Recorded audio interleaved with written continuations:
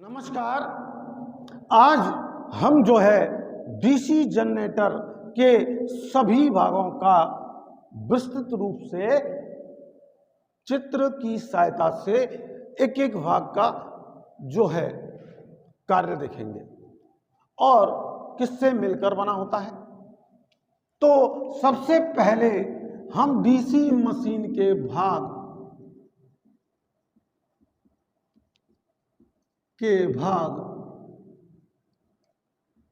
के अंतर्गत आपको यहां संपूर्ण मशीन का पिक दिखाई दे रहा है। उसमें आप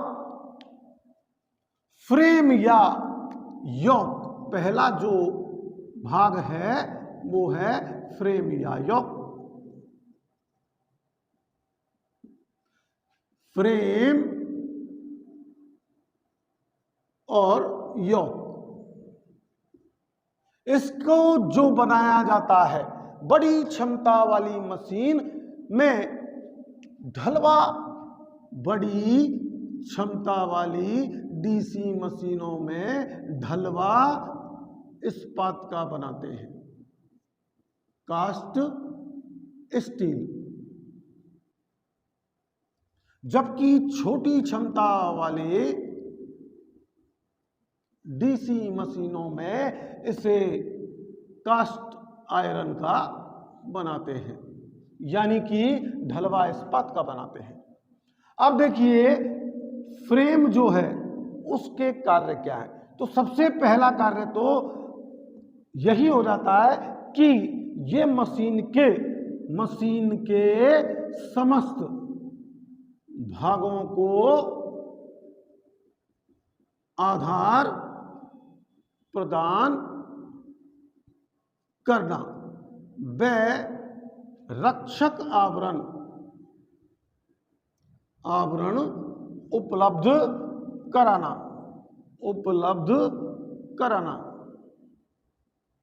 इसके बाद दूसरा जो कार्य आता है वो है हमारा कि ये चुंबकीय परिपथ को पूरा करने का कार्य करता है, यानी कि चुंबकीय परिपथ को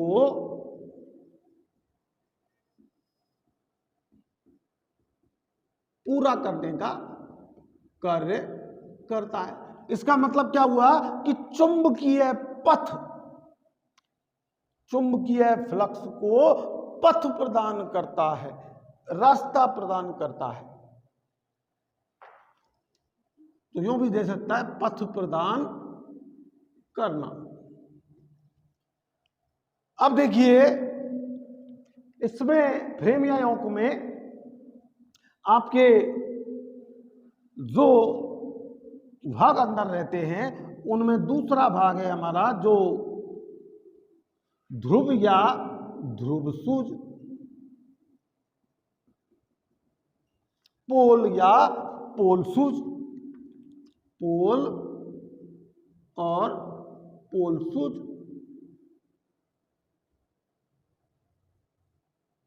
अब देखिए पोल सूज का आपको पिक दिखाई दे रहा होगा, उसमें आपको ऊपर एक पोल दिखाई दे रहा है जिस पर क्षेत्र कुंडलन यानी कि फील्ड वाइंडिंग लगाई जाती है। तो पहला कार्य हो गया इसका ध्रुव का। पोल का हुआ, देखिए पोल का कार्य है क्षेत्र कुंडल को आधार प्रदान करना। क्षेत्र कुंडल को, फील्ड वाइंडिंग को यह आधार प्रदान कर देता है। और जो नीचे आप देख रहे हैं कि पोल सूज है,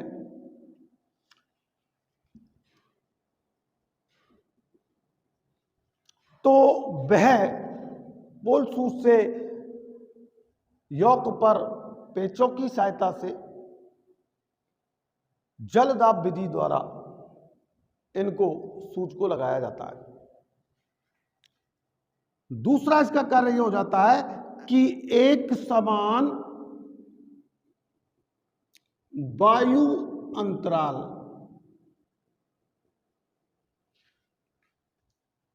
में एक समान वायु अंतराल में फ्लक्स को वितरित करना। वह चुंबकीय प्रतिस्तंभ को, चुंबकीय प्रतिस्तंभ को कम करना, यानी चुंबकीय बाधा को कम कर देता है, जिससे एक समरूप चुंबकीय क्षेत्र बन जाता है। और आर्मेचर में जब ग्रंथन होता है, फ्लक्स का कटान होता है, तो हमें आउटपुट पर यानी आर्मेचर के सिरों पर जो ईएमएफ प्राप्त होता है वो एक समान प्राप्त होता है। अब बात करते हैं हम कि ध्रुव पोल जो हैं वो किसके बनाए जाते हैं। अब वही बात है यहाँ कि बड़ी क्षमता वालों मशीनों में, डीसी मशीनों में पोल जो हैं ढलवा इस्पात यानी कास्ट आयरन के कास्ट स्टील के बनाए जाते हैं, जबकि छोटी क्षमता वाले डीसी मशीनों में पोल जो है कास्ट आयरन यानी कि ढलवा लोहा के बनाए जाते हैं। अब देखिए सूज की बात आती है, पोल सूज की, किसकी? पोल सूज। तो पोल सूज जो बनाए जाते हैं वो एनील्ड स्टील के बनाए जाते हैं, एनील्ड स्टील के बनाए जाते हैं, जिनकी मोटाई 1 mm से 0.2 mm परिवर्तनीय होती है और इनको जल दाब विधि द्वारा रिवेटेड किया जाता है। बॉडी में इनको पोल और पोल सूज को कसते हैं तो उसकी 2 विधियां हैं। एक तो अभी संजक पेचों द्वारा या वेल्डिंग करके। तो ये जो है हमारे मशीन के निर्माण करने के ऊपर पोल कैसे लगाया गया है, कौन सी विधि से लगाया गया है, वो डिपेंड करता है। अब देखिए इसके बाद जो आता है वो तीसरा भाग आता है और वो आता है क्षेत्र कुंडलन। तो क्षेत्र कुंडलन जो है यानी कि फील्ड वाइंडिंग, क्षेत्र कुंडलन, फील्ड वाइंडिंग, ये आपको पिक में एक फार्मर पर दिखाई दे रही होगी।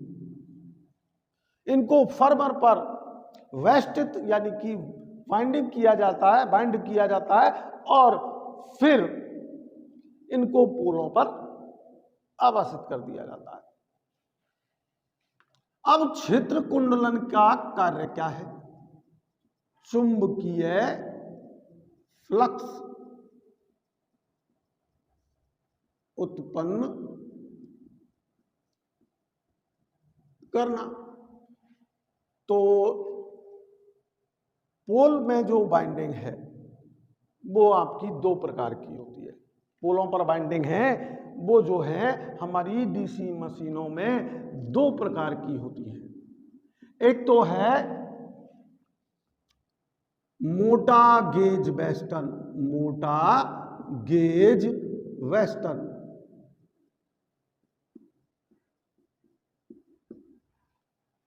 यानी कि मोटा गेज और कम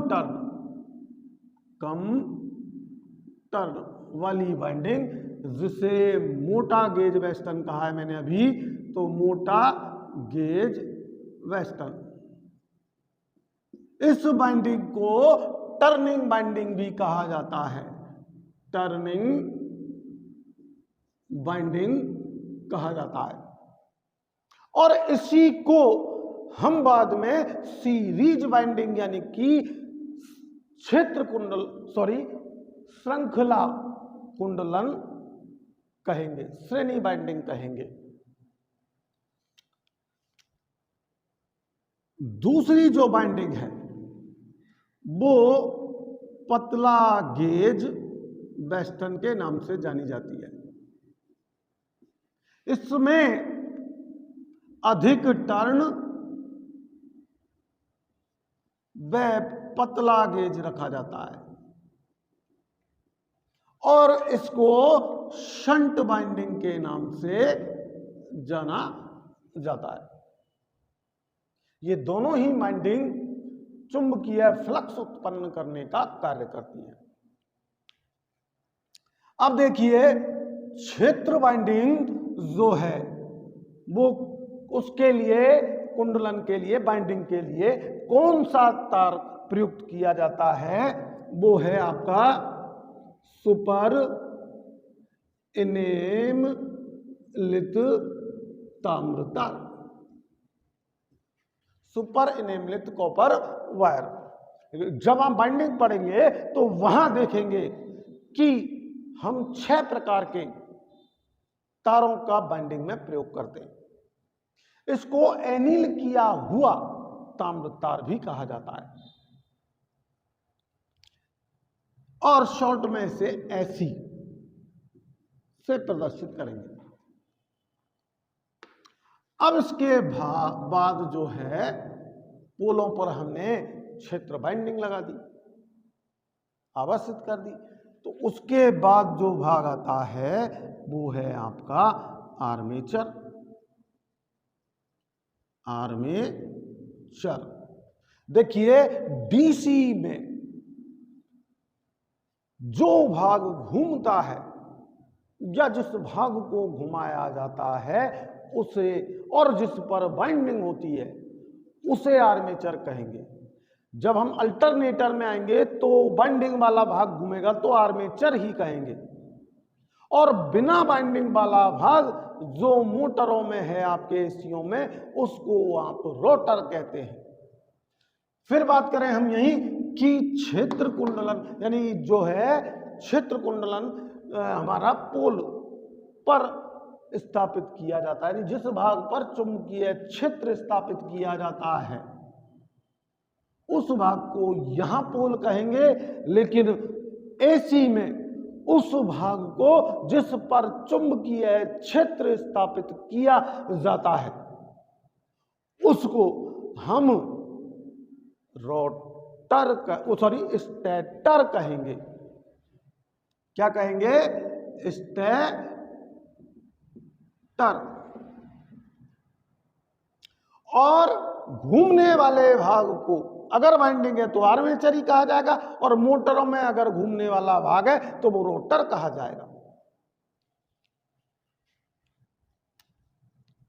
आर्मेचर छोटी छोटी पटलनों से, पतली पतली पटलनों से मिलकर के बनाया जाता है। तो आपको आर्मेचर जो छोटी छोटी पतलनों से मिलकर के बनाया हुआ है, पटलनों से जिनमें खांचे कटे हुए हैं और जिनमें बाइंडिंग स्थापित की जाती है, आर्मेचर बाइंडिंग।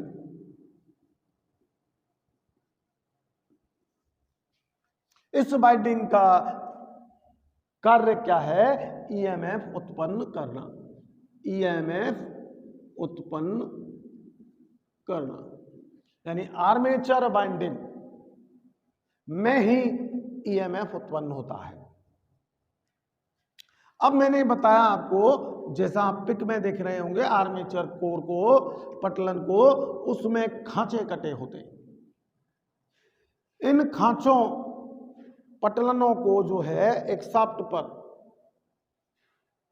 इकट्ठा कर दिया जाता है और एक बेलनाकार कई पटलनों से मिलकर के आर्मेचर बन जाता है और खांचे बन जाते हैं। उन खांचों में आर्मेचर बाइंडिंग को डाला जाता है। आर्मेचर बाइंडिंग को भी हम फर्मरों की सहायता से कुंडलित कर लेते हैं और फिर आर्मेचर खांचे में डाल दिया जाता है। यहां आर्मेचर बाइंडिंग भी सुपर इनेमलित ताम्र तार की ही कुंडलित की जाती है। अब आगे की बात करें तो आर्मेचर में आप आर्मेचर की पटलन में आप छोटे छोटे छिद्र देख रहे हैं। उन छिद्रों को एयर डक्ट कहते हैं, एयर डक्ट, जिनमें से धूल मिट्टी अंदर जो प्रचालन के समय डिसीजन मशीनों में जो धूल मिट्टी जाती है वो बाहर फेंक दी जाती है और मशीन का तापमान भी एक समान बनाए रखा जाता है। इसमें एक कीबे होता है। तो याद कीजिए, आपने ड्राइंग में गिब की ऐसी कई चीज के नाम सुने आपने, तो वहां आपको फिगर बनवाए जाते थे। और की का तो वो शाफ्ट पर आर्मेचर पटलन को लॉक करने के लिए प्रयुक्त की जाती है। अब देखिए, आर्मेचर पटलन की डीसी मशीनों में मोटाई कितनी होती है? तो मोटाई जो है वो आपकी 0.5 mm होती है। आर्मेचर पटलन की मोटाई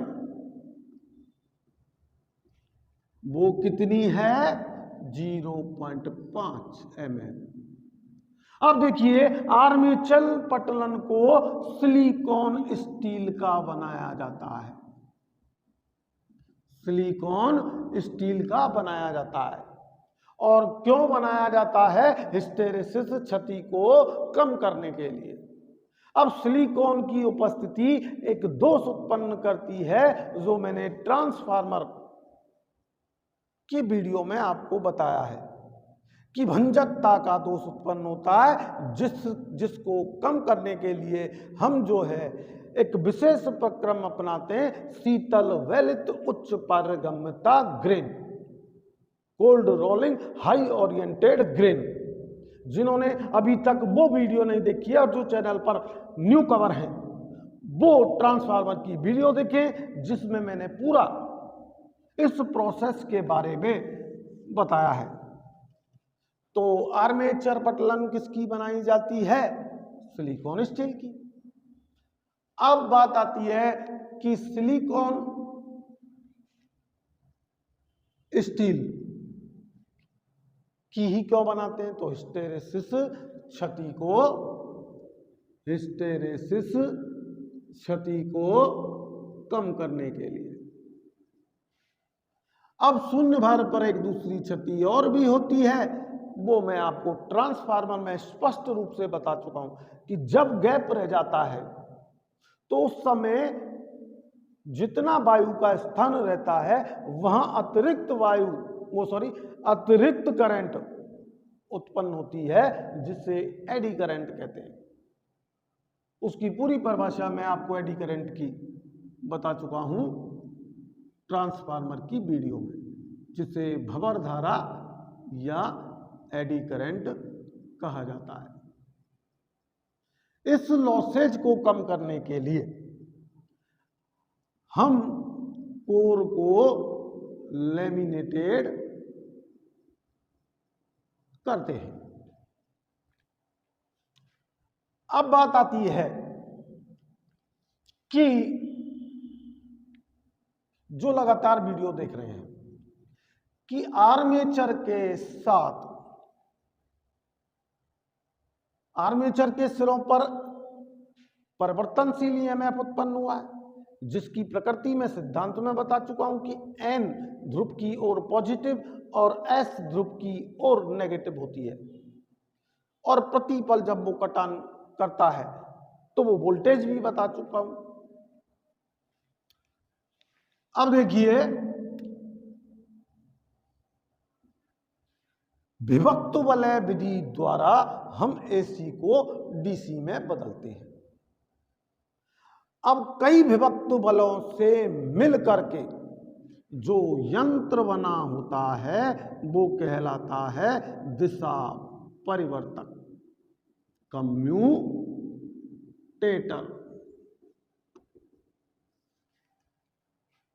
तो आर्मेचर बाइंडिंग के बाद, आर्मेचर के बाद जो भाग आया वो है कम्यूटेटर।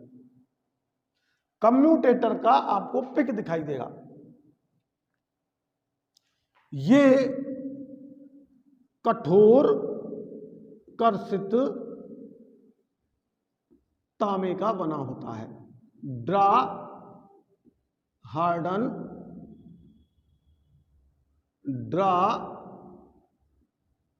Harden copper. इसमें आपको लग लगी दिखाई दे रही होंगी राइजर। क्या दिखाई दे रहे होंगे? राइजर। ये राइजर या लग इस तरीके के आपको पिक में दिखाई दे रहे हैं। ये बाइंडिंग, क्योंकि आर्मेचर बाइंडिंग से जो भी सिरे होते हैं उनको कम्यूटेटर सेगमेंट पर यानी दिशा परिवर्तक खंड पर सोल्डरिंग कर दिया जाता है। और फिर दिक् परिवर्तन यानी दिशा का परिवर्तन होता है। एसी को डीसी में बदला जाता है। एक दिशीय धारा में बदला जाता है। एक दिक् परिवर्तन कम्यूटेशन होता है, वो एक दोष है। तो मैंने दिक् परिवर्तन बोल दिया, इसका मतलब यह है कि एसी को डीसी में बदलता है कम्यूटेटर। और इसमें लगे होते हैं राइजर, और राइजरों को जिस वलय में लगे होते हैं उस वलय की आकृति होती है बी वलय। ये बी वलय मैकेलाइट रोधित पदार्थ से, इंसुलेटर से क्या किया जाता है? रोधित। तो चूंकि आर्मेचर जब घूमेगा तो आर्मेचर चालक के अभिकेंद्रीय बल के कारण आर्मेचर चालक के दूर निकलने का भय रहता है, जिससे भय को दूर करने के लिए हम बी वलय का प्रयोग करते हैं, जिसमें राइजर लगे होते हैं। और बी वलय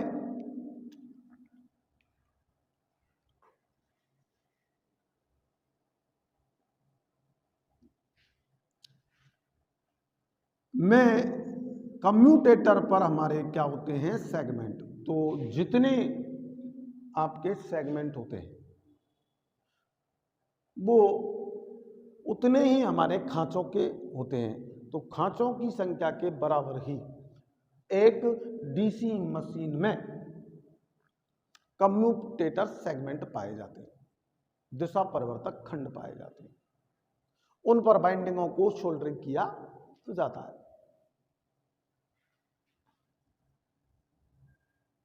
अब देखिए, इसके बाद जो भाग है वो है हमारा बुश। क्या है? बुश। तो पहले हम ये समझ लें कि डीसी मशीन में बुश और दिशा परिवर्तक, अभी आपने दिशा परिवर्तक देखा, कम्यूटेटर देखा, अब हम देखने जा रहे हैं बुश, जिसका कार्य होता है सिरे से सिरे तक धारा लाना या ले जाना।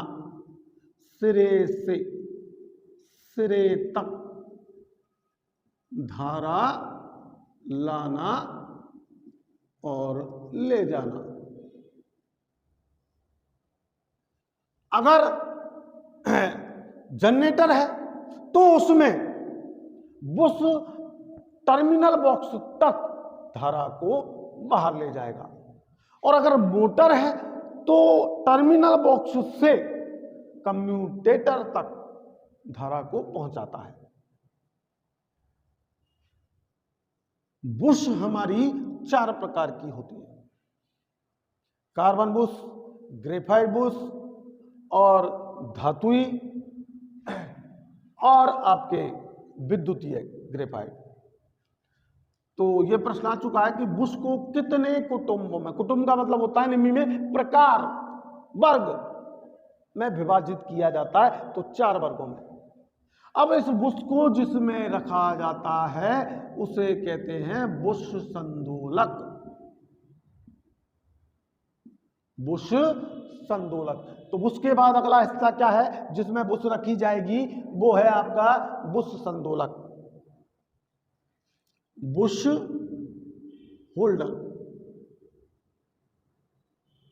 अब आपको फिर बुश होल्डर का पिक दिखाई दे रहा होगा, वहां देखिए आप गौर से कि बुश होल्डर में एक टेंशन लीवर होता है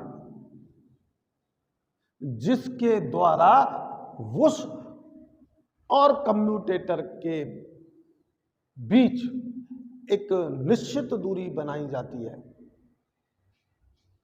और दिशा परिवर्तक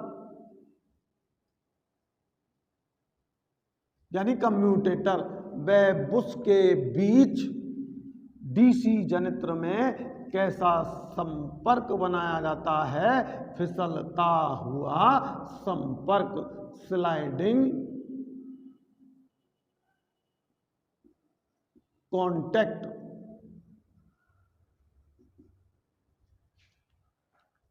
इस फिसलते हुए संपर्क, स्लाइडिंग कॉन्टैक्ट। अब बुश और बुश बॉक्स, बुश रखी होती है बुश बॉक्स में और कम्यूटेटर यानी दिशा परिवर्तक खंड और बुश बॉक्स के बीच एक निश्चित दूरी होनी चाहिए। ये बहुत इंपॉर्टेंट प्रश्न है प्री के लिए कि बुश बॉक्स और दिशा परिवर्तक खंड के बीच एक नियत दूरी से मान अधिक नहीं होना चाहिए या कम भी नहीं होना चाहिए, अन्यथा आपका जनरेटर वोल्टेज निर्मित नहीं करेगा। इस दूरी को बनाया जाता है, वो नियत दूरी क्या है, 1.5 mm। वो दूरी क्या है आपकी, 1.5 mm। अब इस टेंशन लीवर और उसके बीच एक स्प्रिंग होती है, उस स्प्रिंग से दबाव बनाया जाता है।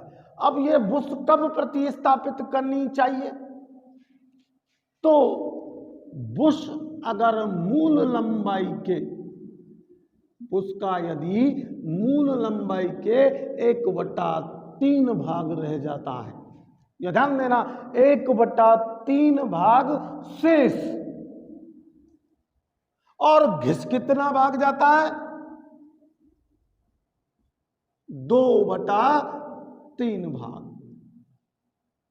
तो इसका काफी एक अच्छा प्रश्न बार बार पुटअप किया जाता है कंपटीशनों में कि एक डीसी मशीन के चलते हालात में कार्बन बुश घिसकर छोटे हो गए, कार्बन बुश घिसकर छोटे हो गए, आप मूल लंबाई के कितने भाग पर उन्हें प्रतिस्थापित करोगे, तो ये आंसर हुआ 1/3, क्योंकि हम तो नाप सकते, वो शेष भाग को ही नाप सकते हैं, घिसे हुए भाग को नापने कहां जाएंगे।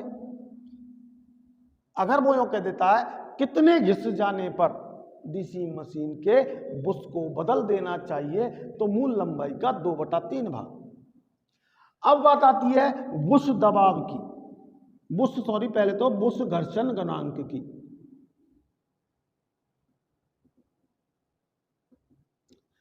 बुश के एक तो होता है लघु घर्षण गुणांक, लघु घर्षण गुणांक